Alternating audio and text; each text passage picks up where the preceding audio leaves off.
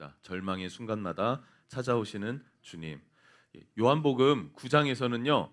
나면서부터 맹인된 사람이 있었어요. 그런데 예수님이 그 사람에게 다가가셨고 침으로 진흙을 이겨서 눈에 바르시고 실로암 연못에 가서 씻어라 이렇게 말씀하셨어요. 그러니까 여러분 기분 어떠셨을까요? 그러면 여러분들이 그 사람이었다면, 당사자였다면 갑자기 어떤 사람이 침을 탭 했더니 그걸 발라갖고 눈에 발라요. 여러분 기분이 어떨 것 같으세요?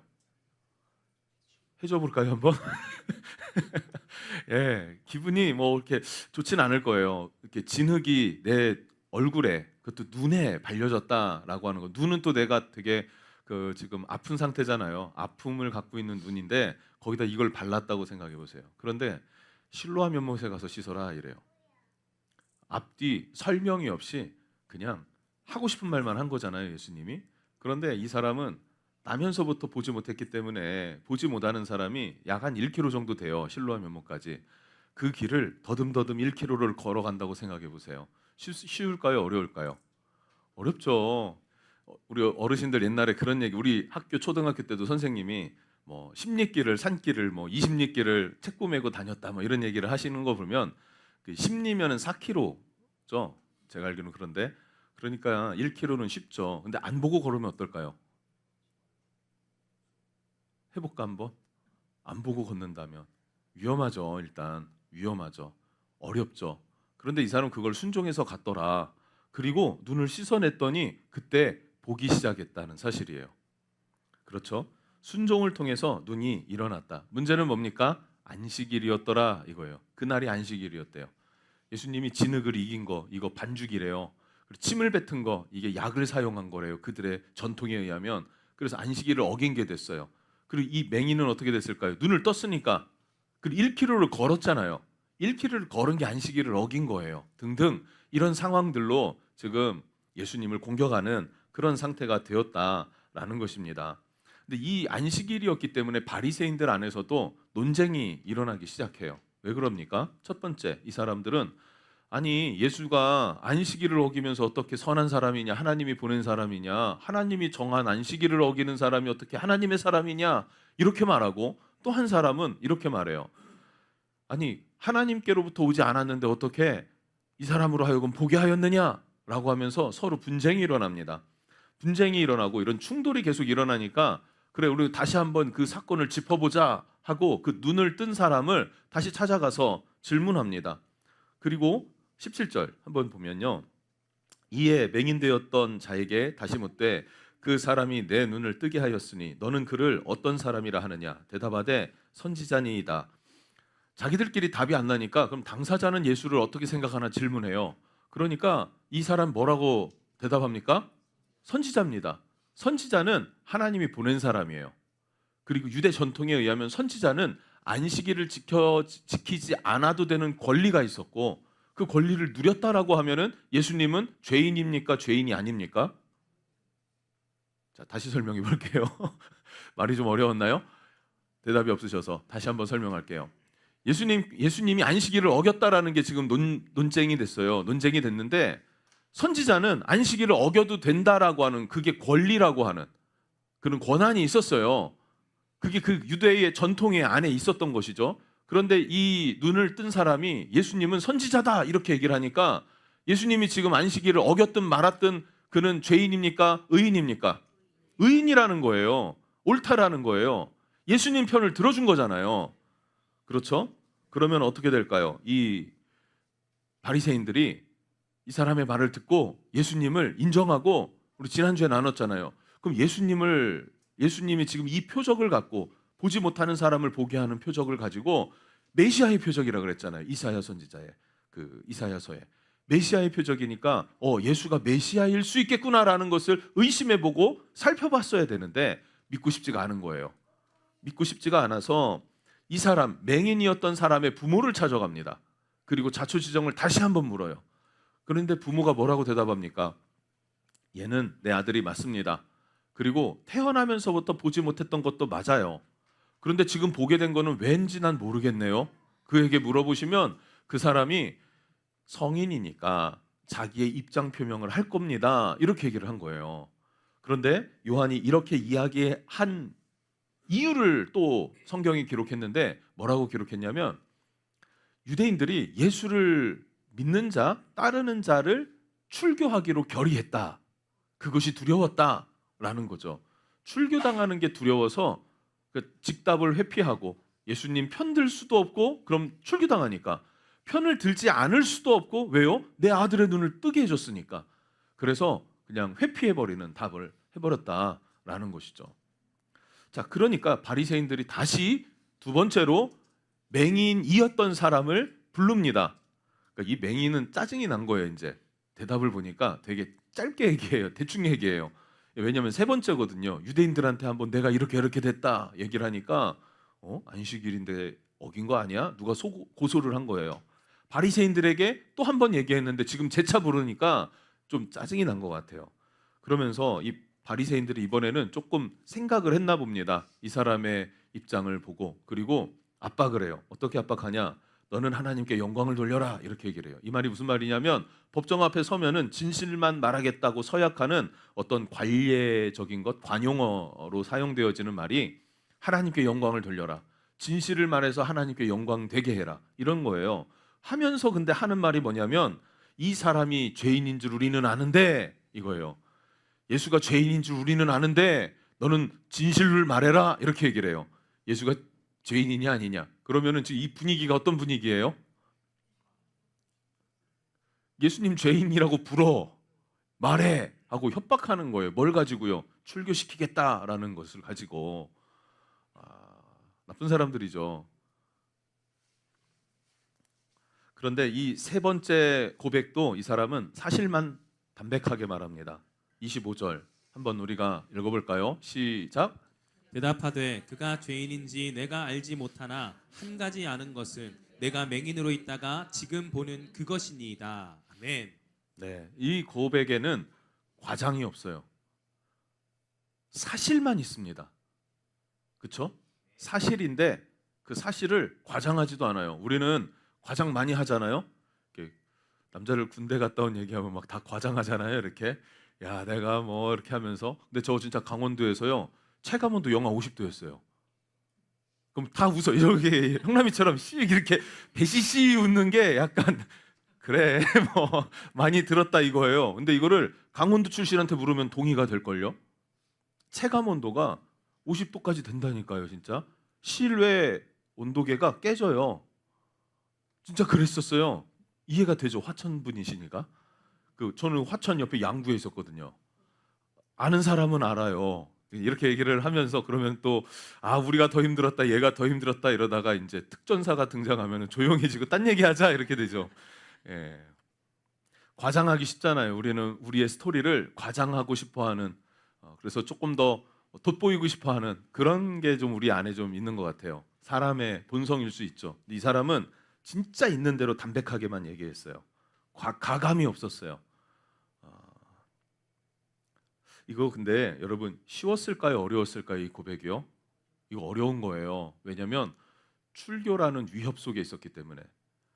요한복음 5장에 38년 된 병자가 베데스다 연못에 누워 있었어요.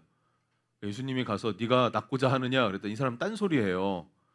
머리가 원래 좀 안 좋았나 봐요. 딴소리에 낫고자 하냐? 예, 낫고 싶어요. 이러면 되는데 그냥 저기 들어가야 되는데 아무도 날 넣어줄 사람이 없고 하면서 뭐 장황하게 뭔가를 딴소리를 해요. 주님이 결국 이 사람 일어나게 했잖아요. 네 자리를 들고 일어나라, 걸어라. 그랬는데 그날이 또 안식일이었어요. 이 사람은 어떡합니까? 바리새인들에게 예수를 고발했어요. 예수님이 언지를 줬는데도 충격이죠. 근데 9장에 이 나면서부터 보지 못했던 사람은 눈을 뜬 이 사실을 가지고 있는 그대로를 가감없이 고백했다는 거예요. 여러분 신앙생활 하잖아요. 또 사역을 해보잖아요. 그러면은 주님의 은혜를 다 주님의 은혜라고 생각하지는 않더라고요. 다 주님께 감사하지는 않더라고요. 이거 내가 좀 원래 될 일이 됐나 보다 이렇게 생각하는 사람도 있고요. 내가 잘했다라고 생각하는 사람 진짜 여러분도 잘 생각해 보세요. 여러분 중에 있다니까요. 내가 그니까 이렇게 질문하지 마시고요. 예. 뭐 농담을 쳐도 성경을 알아야 웃지.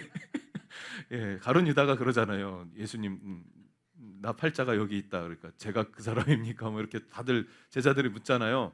그러니까 제가 사역을 하면서 경험한 거를 얘기를 하면 이제 여러분 중에 있다는 얘기잖아요. 예, 주님, 그러니까 우리가 그렇다는 거예요. 사람이 누구를 얘기를 하려는 게 아니라 저도 그렇고 여러분도 그렇고 은혜를 받았다고 다 은혜에 감사되는 게 아니더라고요. 감사하는 자가 있고 그 은혜인 줄도 모르는 사람도 있고 은혜인 줄 아는데 감사 안 하는 사람도 있고 다양해요. 그러니까 우리를 한번 돌아보자는 거예요. 말씀 앞에서 요한복음 5장의 베데스다, 9장의 실로암. 그래서 우리는 실로암 노래는 있는데 베데스다 노래는 없는 것 같아요. 그냥 얘기입니다. 예. 주님께 은혜 받은 것을 감사할 수 있는 건 매우 중요해요. 정말로 중요합니다. 왜냐하면 이 감사에서부터 뭐가 생기냐면 그 사람의 인생이 갈라지기 시작해요. 감사하지 않는 사람과 감사하는 사람은요, 틈이 딱 벌어져요. 가면 갈수록 이 폭이 더 커지는 것입니다. 감사하는 은혜 있기를 축복합니다. 예배를 드리고 나면 여러분 감사가 넘쳤으면 좋겠어요. 여러분의 삶에, 가정에, 부부간에, 직장에서도 그 감사할 수 있는 마음이 넘쳐서 출근할 수 있기를 축복합니다. 지난 한 열흘 동안 우리 형남이 잘 출근했나 되게 궁금했어요. 복직 아직 아닌가? 다음 달인가? 나 괜히 걱정했네. 다음 달이구나. 아가가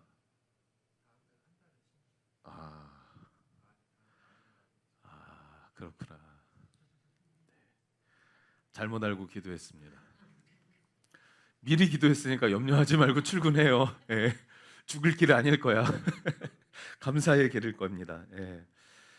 결국 이 맹인은 출교당합니다. 출교당했어요.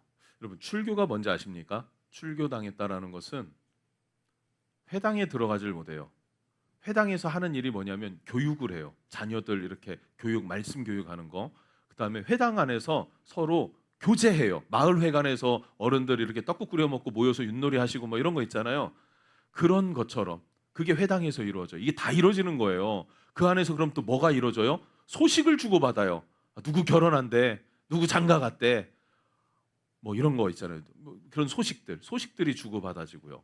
유대 사회에서 회당에 들어가지 못한다는 것은 유대 사회에서 단절된다는 의미입니다. 왕따예요, 왕따. 감옥에만 가둬두지 않았지 완전히 감옥에 가둬놓은 그런 삶이에요. 회당에 들어가지 못한다는 게. 두 번째, 상거래가 금지됩니다.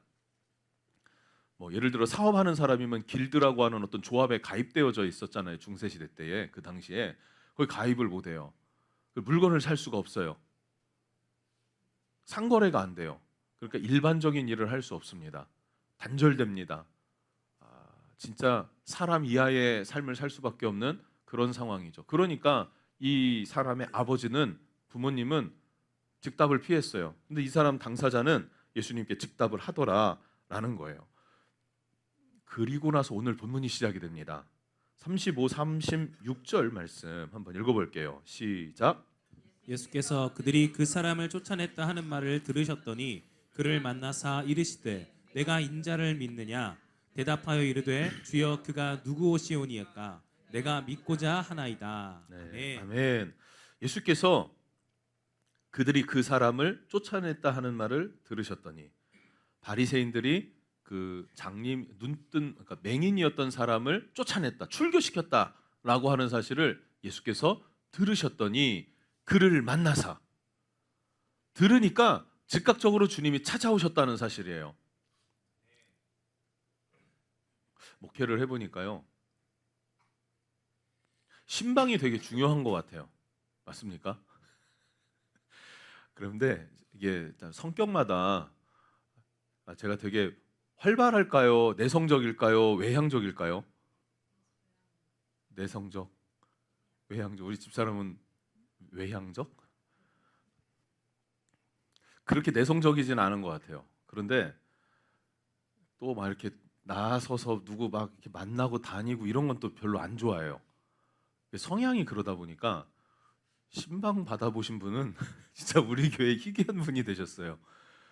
근데 초청하면 갑니다. 부담 없이 갑니다. 근데 초청을 안 하더라고요. 복 받은 줄 알았는데 형 잘해놓. 지난달에만 2번 갔지 이번 달에만 그지? 희귀한 애야. 희귀한 애를 받았어. 일로 와봐. 나와봐.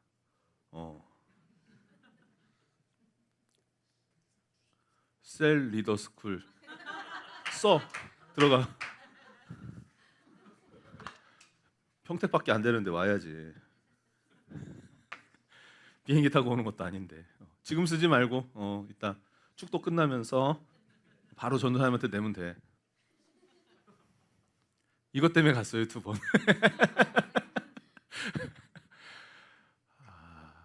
아니 근데 정말 그렇더라고요. 근데 이게 안 해버릇해서 그런 건지 그거를 이제 전도사 때나 부교육자 때 이렇게 배웠어야 되는데, 부교육자 때 저는 청년 사역만 했었어요. 그러다 보니까 이렇게 가지는 걸 못했어요. 잘 어쩌다 목사님이 누구 안 왔으니까 가봐라 이러면 이제 그때만 갔는데 그게 또 많진 않았어요.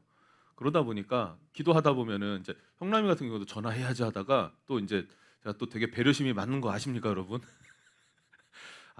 나는 직장 간 줄 알고 또 복직해서 얼마 안 됐는데 또 바쁘고 분주할 텐데 괜히 또 전화하면 부담스러울 것 같기도 하고 문자를 보낼까? 그래도 내 따뜻한 목소리를 들려주고 싶고 막 이런 막 생각 혼자 막 하다가 알고 보니까 또 이제 이렇게 된 거예요.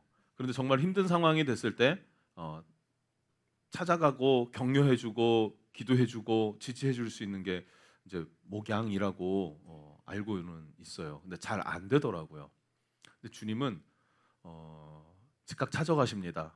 들으셨더니 그를 만나서, 접속사도 없어요. 들으셨더니 그를 만나서 즉각적으로 그 사람을 찾아가 주셨다라는 거예요. 자, 그러면은 이 맹인이었던 사람이죠. 이 사람 입장에서 한번 생각해 볼게요. 이 사람 태어나면서부터 보지 못했다고 합니다. 예수님이 제자들과 함께 이 사람 처음 만났을 때 장면에 한번 돌이켜 보세요. 제자들이 예수님께 질문을 해요. 뭐라고 질문하냐면, 이 사람이 지금 앞을 보지 못하는데 부모의 죄 때문입니까? 이 사람의 죄 때문입니까? 지금 유대 사회에서는 이 사람이 죄 때문에 보지 못한다라는 것은 그냥 사실이 돼 버린 거예요. 근데 그게 사실입니까? 아니죠. 주님 사실 아니라 그랬어요. 그런데 얼마나 억울할까요? 태어나면서부터 정죄받고 짓눌리고 짓밟혀요. 안 그래도 힘든데. 이 사람의 근본적인 문제, 돕는 사람도 있었겠죠. 그런데 돕는다 한들 본질적인 것이 해결되는 건 아니잖아요. 문제의 근원이 해결되는 게 아니잖아요. 그런데 주님이 찾아오셔서 이 사람의 눈을 어떻게 해요? 보게 해주셨다. 근본적인 문제를 해결해 주셨다는 거예요. 우리도 마찬가지 아닙니까? 우리는 본질적인 죄의 문제를 해결할 수가 없습니다. 인생을 살다 보면 희로애락이 있으니까 때로는 기쁠 때가 있어요. 때로는 좌절과 낙심과 슬플 때도 있는데 또 지나면 또 좋을 때가 찾아와요. 그러잖아요. 그런데 그런 문제가 아니라, 그럼에도 불구하고 이게 쳇바퀴 도는 이 문제, 내 힘으로는 끊어낼 수 없는 이 문제를 예수님이 끊어주셨다는 거예요. 우리 죄의 문제, 구원의 문제, 우리가 스스로 할 수 없는 문제를 예수께서 직접 선한 사람으로, 사람의 아들로, 그런데 그분의 본질은 하늘 보좌 우편에 계신 하나님의 아들이세요. 하나님의 아들이 사람의 아들로 이 땅 가운데 내려와 주셔서 우리를 구원해 주셔서 우리는 그 은혜로 말미암아 구원을 얻었습니다. 맞습니까? 그 은혜의 감격 여러분 받으셨습니까? 아십니까? 그 감격을 우리가 받아요. 받았는데 그 이후에 어려움이 또 찾아옵니까? 안 찾아옵니까? 거의 출교당한 것 같은 동일한 어려움이 우리 인생에 또 찾아올 때가 있단 말입니다. 건강의 문제로든 파산의 문제로든 이혼의 문제로든 우리 가운데는 그게 없어서 감사해요. 그거든 아니면은 뭐가 또 있을까요? 험악한 말 할 수 있는 많은 것들 있잖아요. 그런 상황들이 찾아왔을 때 어떻게 될까요? 그래도 주님을 의지합니다가 됩니까? 아니면 주님 살아는 계시나요? 지금 내 상황을 보고는 계시나요? 나는 이렇게 됐는데 주님 어디서 뭐 하세요? 살아있는다며요. 그때는 주님이었는데 지금은 아닌 것 같아요. 등등 이런 생각을 해본 적이 있으십니까? 없으십니까? 있단 말이에요. 이거 없이 어떻게 우리가 성장을 합니까? 그죠? 그러지 않아요? 언제는 주님 좀 좋았는데, 교회 너무 좋았는데, 또 언제는 너무 맹신하면 안 되는 것 같은데 등등 이런저런 내 생각이 또 왔다 갔다 할 때가 있단 말이에요.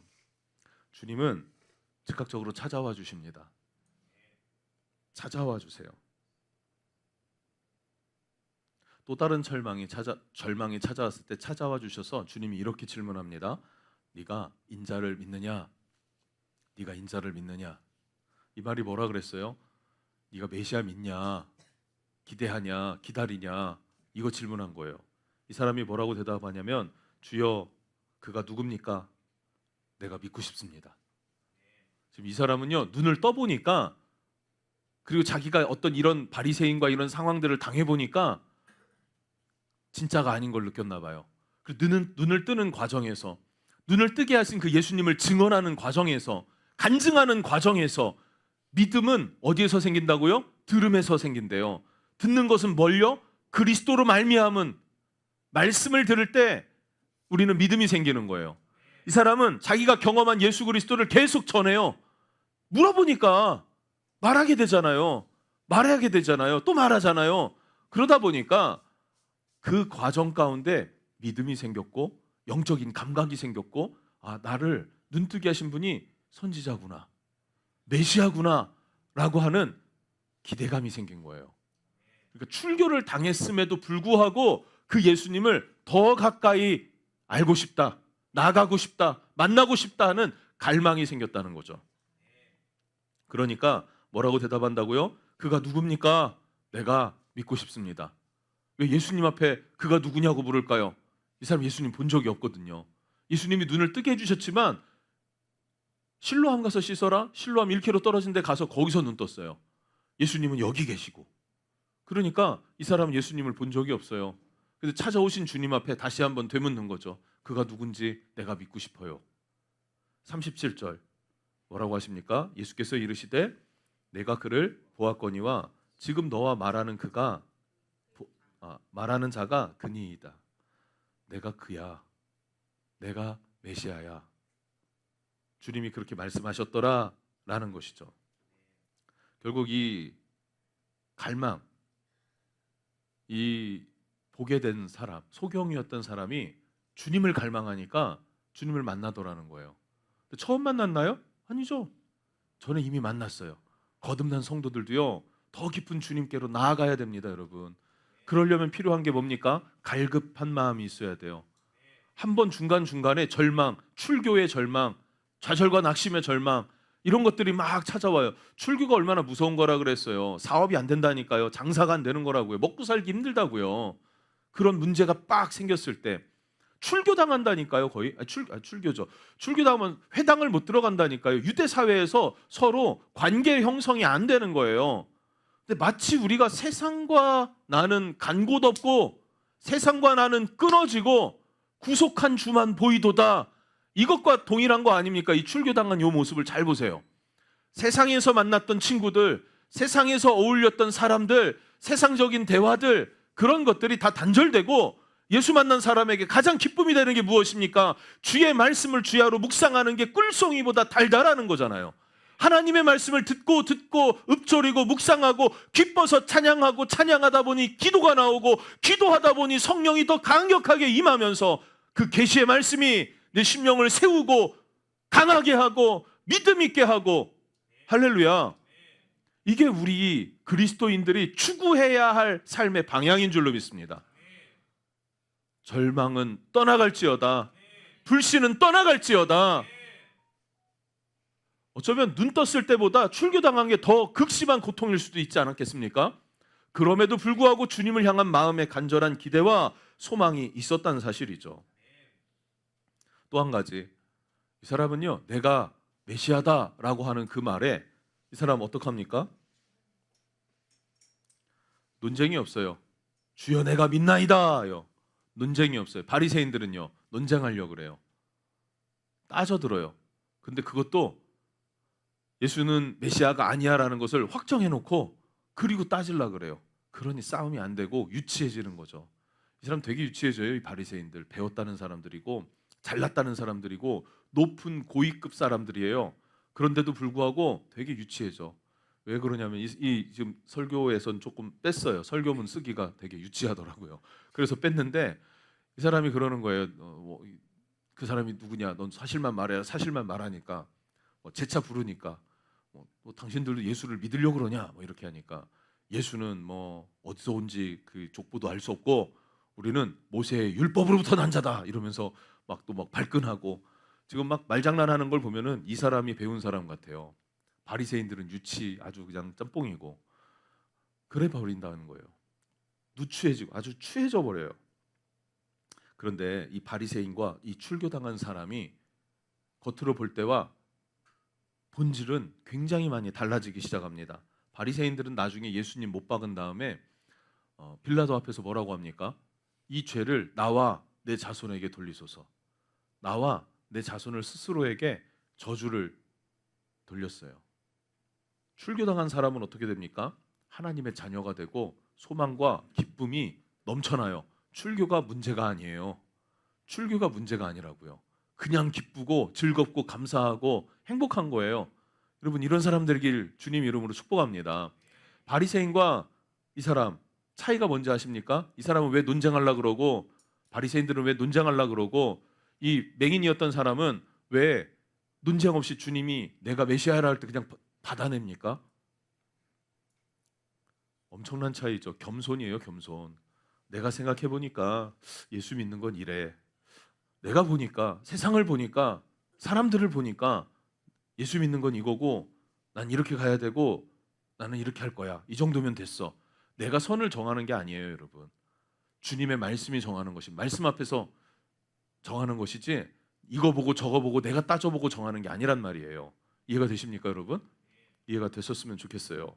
매우 중요합니다. 이 마음을 성경은 밭이라고 비유해요.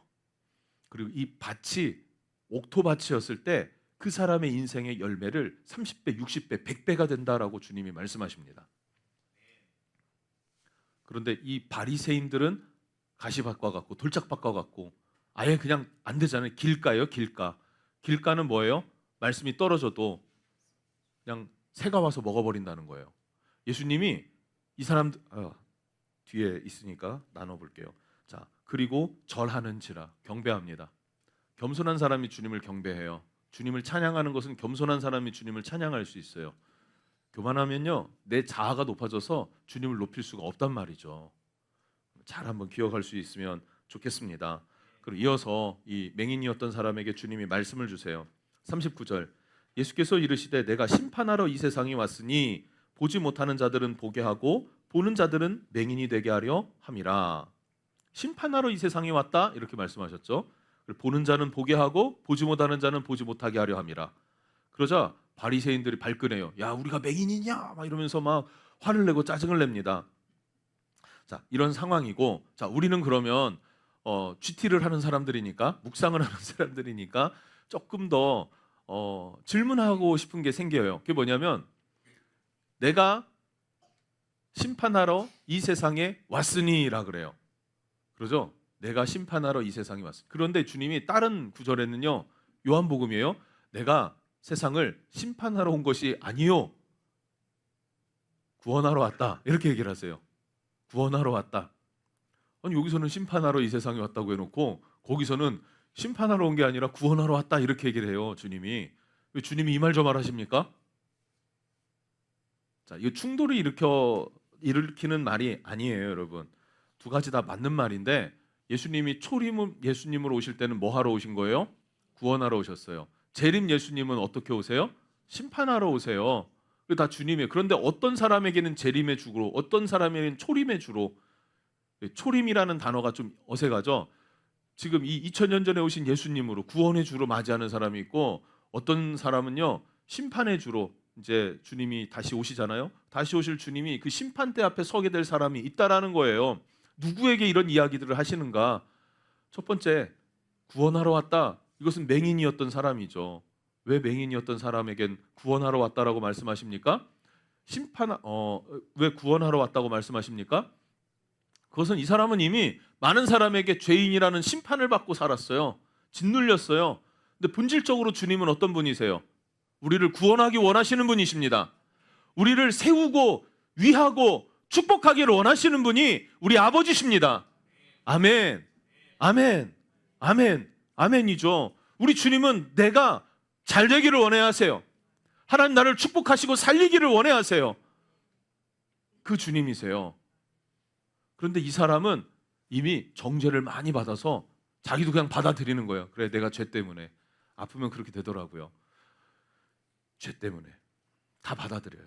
그러니까 주님을 의지하려고 하는 갈급한 마음이 있었던 것입니다. 반면에 바리새인들은 예수께서 이르되 내가 심판하러 이 세상에 왔으니 보지 못하는 자는 보게 하고 보는 자들은 맹인이 되게 하려 함이라. 바리새인들은 스스로 모세의 율법을 통해서 본다, 안다 이런 사람들이었어요. 그러니까 예수님이 내가 메시아로 왔다 말해도 안 믿어요. 안 들어요. 그리고 메시아의 표적을 보여줘요. 봤어요. 그런데도 안 믿는다는 거예요. 안 믿는 사람은요, 보여줘도 안 믿습니다. 들려줘도 안 믿습니다. 믿는 사람은요, 안 보여줘도, 안 들려줘도, 안 들려주면 못 믿죠. 들려주긴 해야죠. 예, 믿는단 말이에요. 바리새인들은 내가 메시아다, 메시아로 왔다 예수님 말씀하셔도 안 믿었어요. 표적을 보여줘도 메시아로 받아들이질 않았어요. 그러니 이미 이 사람은 뭐가 되는 거예요? 심판대 앞에 선 거예요. 주님은 우리를 구원하러 오셨어요. 구원의 주를 만나야 합니다. 그러면 우리는 심판대 앞에 서지 않게 된다는 사실을 여러분 기억하시기를 주님의 이름으로 축복합니다. 예배팀 나오실까요? 이 말씀을 준비할 때 보통 제가 설교문을 써요. 한번 쓰고 한 3번 정도 이렇게 다듬습니다. 그 3번을 한 번에 담지 않고요. 하루에 한 번씩 이렇게 다듬어요. 뭐 그런 식으로 대략적으로 그렇게 준비를 합니다. 설교를 준비하는 가운데 계속 이 찬양이 떠올랐어요. 주님을 향한 사랑의 고백이에요. 주님을 사랑하는 기쁨을, 즐거움을 빼앗기지 않게 하소서. 이 찬양 불렀으면 좋겠어요. 그리고 오늘 말씀을 다시 한번 정리해 보십시다. 맹인이었던 사람, 주님이 찾아와서 눈을 뜨게 해주셨습니다. 죄인이었던 우리를 주님이 찾아와서 구원을 주셨습니다. 그런데 이 맹인이었던 사람이 예수를 믿다 보니, 따르다 보니, 선지자라 옹호하다 보니 어떻게 돼요? 출교당하는 아픔을 당해요. 우리도 예수를 믿고 따르지만 때로는 절망과 낙심이 찾아올 때가 있더란 말이죠. 그때 여러분 포기하지 마시기를 바랍니다. 즉시 주님이 우리를 찾아와서 우리를 붙드시고 이끄시는 주님이세요. 그런데 여전히 견디기 힘든 어려움이 있습니까? 걱정 마세요. 주님이 견디게 하실 것이고 이기게 하실 것이고 주님 안에서 참 승리하게 될 것입니다. 여러분, 우리는 주님 앞에 설 때 주님이 심판의 주가 되실 걸 기대합니까? 아니면 구원의 주님을 이미 만났기 때문에 그 은혜를 누리고 있습니까? 구원의 주님을 누리는 여러분 되시기를 축복합니다. 아멘.